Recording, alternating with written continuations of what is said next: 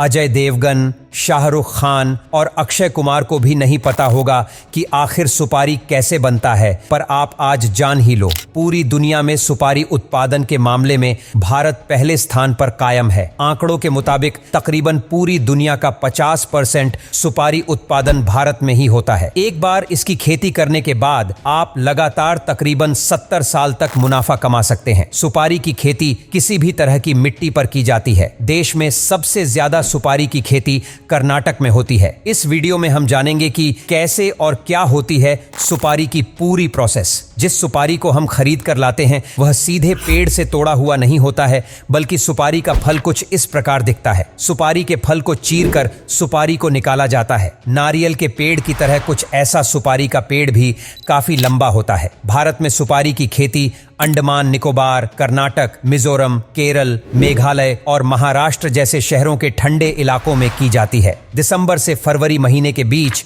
इनके पेड़ों में फल आना शुरू हो जाते हैं। इनके फल खजूर की तरह दिखते हैं। इनके फल एक झुंड में आते हैं और जब इनके फल सही साइज में बड़े हो जाते हैं तब मई से जून महीने में सुपारी के फलों की हार्वेस्टिंग की जाती है, जिसके लिए वर्कर्स धारदार हथियार की मदद से पेड़ के ऊपर चढ़कर सुपारी के फल की टहनी को काटकर नीचे गिराते हैं। और यह काम इतना रिस्की है कि इतनी ऊंचाई पर चढ़ने के बाद पैर फिसलने पर इनकी जान भी जा सकती है। इसके पेड़ नारियल की तरह 50 से 60 फीट लंबे होते हैं, इसीलिए यह काम केवल वहां के अच्छे और रोजाना करने वाले वर्कर्स ही करते हैं। अब सारी सुपारी की टहनियों को अगली प्रोसेस के लिए भेज दिया जाता है, जहां पर उन सुपारी के टहनियों से सारे फलों को पीट कर अलग किया जाता है। इस काम को करने में काफी मेहनत लगता है। उसके बाद एक एक करके सारे फलों को छीलकर फलों के अंदर से सुपारी को निकाला जाता है। यह काम काफी जोखिम भरा होता है, क्योंकि एक छोटी सी गलती इनके हाथ काट सकती है। इसीलिए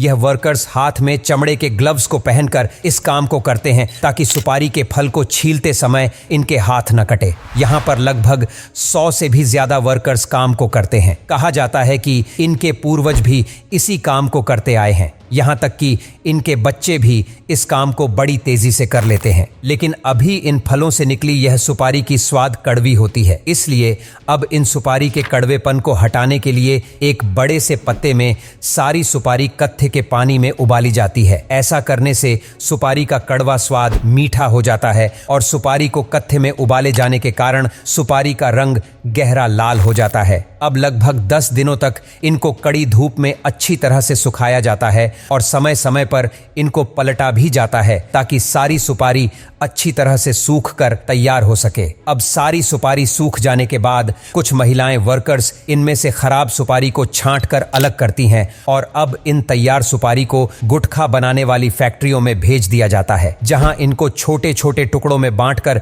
इनसे गुटखा बनाया जाता है। आपने सुपारी खाई नहीं तो देखी जरूर होगी, क्योंकि इस सुपारी को पान में या तो पान मसाला में डाला जाता है। साथ ही साथ हमारे यहाँ इस सुपारी को शुभ अवसर पर भगवान की पूजा में भी उपयोग किया जाता है। और कच्ची सुपारी चबाना हमारे इम्यून सिस्टम के लिए काफी फायदेमंद होता है। रोजाना सुपारी का सेवन करने से पेट की समस्याओं से छुटकारा मिलता है। अगर आपको कब्ज की समस्या है तो सुपारी का सेवन करना चाहिए। इससे पाचन तंत्र मजबूत होता है और रोजाना 1 से 2 टुकड़ा सुपारी चबाने से शरीर के टॉक्सिन बाहर निकलते हैं और साथ ही कब्ज से भी राहत मिलता है। लेकिन शायद आपको भी पता नहीं होगा कि यह सुपारी कैसे बनती है। एक पेड़ से करीब 2 से 3 किलो सुपारी निकलती है। 1 एकड़ जमीन पर 600 के आसपास पेड़ लगते हैं। इससे करीब 4 कुंटल सुपारी का उत्पादन होता है। इसे बाजार के हिसाब से 5 लाख तक का उत्पादन लिया जा सकता है। दरअसल बाजार में सुपारी 300 से लेकर 400 रुपए प्रति किलो के हिसाब से बेची जाती है।